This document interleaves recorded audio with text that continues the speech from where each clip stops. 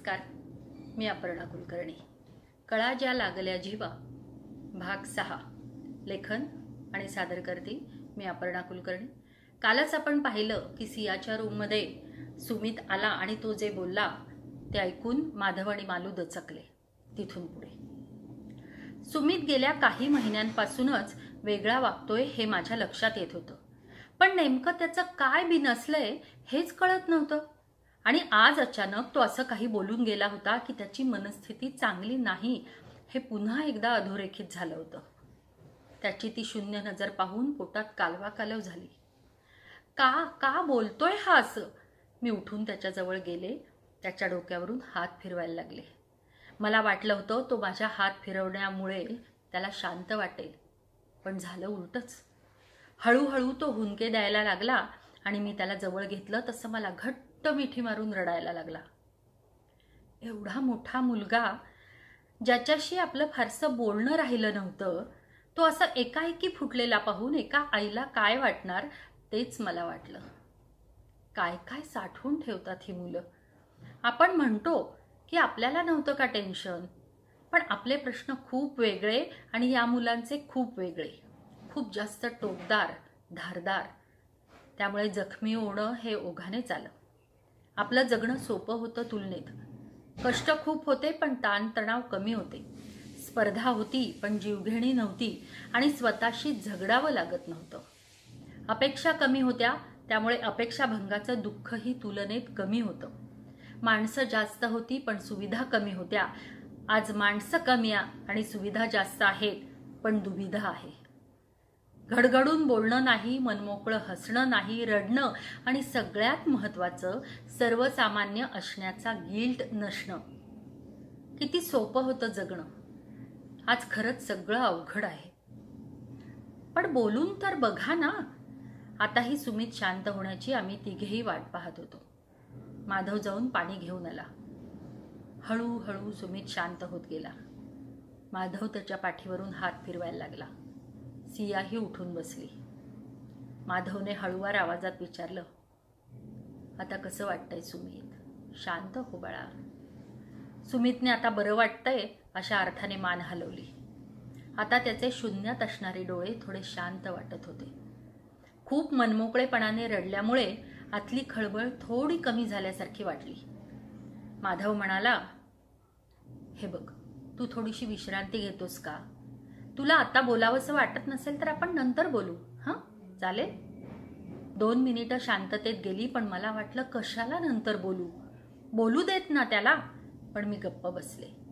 जे बोलावंसं वाटत होतं ते मनात ठेवून मी वरवर त्याला विचारलं, चहा आणू? घेतोस? आणू का थोडासा? बरं वाटेल तुला. त्याने नकारार्थी मान हलवली आणि माझा हात हातात घेऊन म्हणाला, आई, तू आणि बाबा माझ्याबरोबर असाल ना ग कायम? काहीही होऊ दे, तुम्ही दोघं माझ्याबरोबर असाल ना? हे काय विचारणं झालं का सुमित? आम्ही नेहमीच तुझ्याबरोबर असू बाळा. त्याला पुन्हा एक हुंदका आला. तो सावरत त्याने स्वतःलाही सावरलं आणि म्हणाला, किती अनकंडिशनल प्रेम करता तुम्ही माझ्यावर. मी खूप लकी आहे की तुम्ही माझे आई बाबा आहात. सिया आहे, सुयश आहे, माया आहे, मायरा सुद्धा आहे. मी किती श्रीमंत आहे. तुम्हाला वाटेल काय बडबड करतोय मी, पण आज नाही तर कधीच नाही. माझं तुमच्या सगळ्यांवर खूप प्रेम आहे, खूप जास्त प्रेम आहे. गेल्या 3-4 महिन्यांपासून मी खूप डिस्टर्ब होतो, म्हणजे आहे. माझा ऑफिस कलीग, माझा मित्र कुशल, तो आता या जगात नाहीये. गेल्या 4 वर्षात तो माझा खूप चांगला मित्र झाला होता. नेहमी हसत खेळत राहायचा, पण खूप एकटा होता. प्रचंड श्रीमंत आहेत ते लोक. आई, भाऊ, वडील सगळे आपल्या आपल्या आयुष्यात खूप बिझी.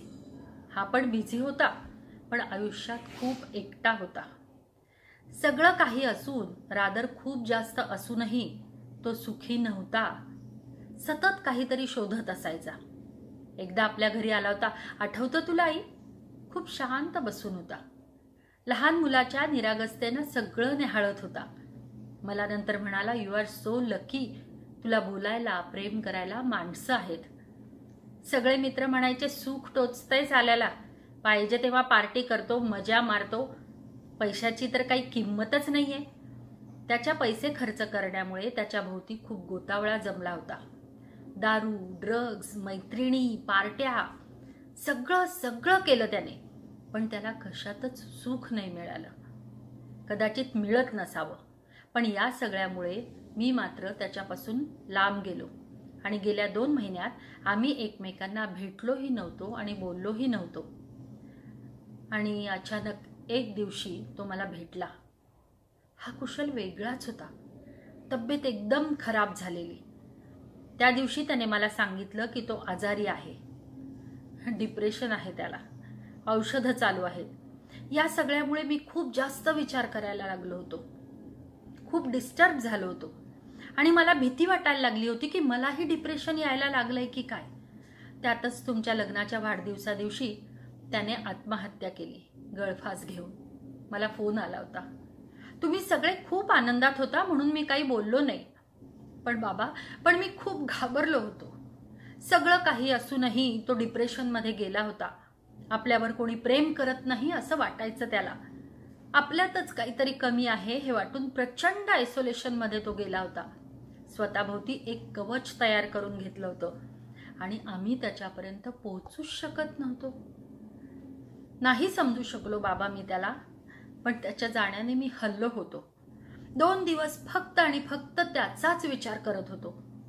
खरं सांगू आई, मला भीती वाटली ग. मला त्याच्यासारखं नाही व्हायचंय. मग ठरवलं तुमच्याशी बोलायचं, म्हणून मी आलो. आणि तुम्ही बोलत होता ते ऐकून डोक्यात जे होतं ते पटकन बोलून गेलो. पण तुमच्याशी बोलून मला खरंच खूप खूप मोकळं वाटतंय. सिया, तेजससारखा प्रेम करणारा मुलगा तुला मिळाला आहे तर तू लग्नाचा नक्की विचार करावास असं मला वाटतं. नोकरी मिळेपर्यंत वाटतं कधी मिळेल, मिळाली की वाटतं माझ्या लायक काम नाही, तेही मिळालं की वाटतं याच्यापेक्षा जास्त चांगलं काम मी करू शकतो, तेही मिळालं की वाटतं पगार तेवढा नाहीये, तोही मिळाला की वाटतं कामात सॅटिस्फॅक्शन नाहीये.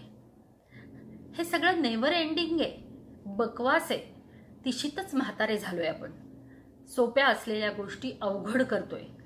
आपल्या माणसांबरोबर राहण्यात, त्यांच्यावर प्रेम करण्यात, प्रेम करून घेण्यात खरं सुख आहे सिया. जगण्यासाठी मोटिवेशन हवं आणि ते यातच आहे. नीट शांतपणे विचार कर. आपल्या बाळाला वाढवणं, मोठं होताना त्याला पाहणं, त्याच्याबरोबर पुन्हा बालपण जगणं, हेच मोटिवेशन आहे आपल्या जगण्याचं. प्लीज नीट विचार कर आणि मग निर्णय घे. मला अगदी भरून आलं. माझं बाळ किती शहाणं आहे ते. हे शहाणपण येण्यासाठी त्याला खूप काही सहन करावं लागलं, पण तो त्यातून तावून सुलाखून अगदी लखलखीत होऊन बाहेर पडलाय. व्यक्त होणं ही आपली गरज असते आणि त्यासाठी आपली माणसं जर आपल्याबरोबर असतील तर. मी काहीही न बोलता त्याला घट्ट मिठी मारली. जगातलं सगळं सुख माझ्या त्या मिठीत सामावलेलं होतं. क्रमशः अपर्णा कुलकर्णी, भाग 6 समाप्त.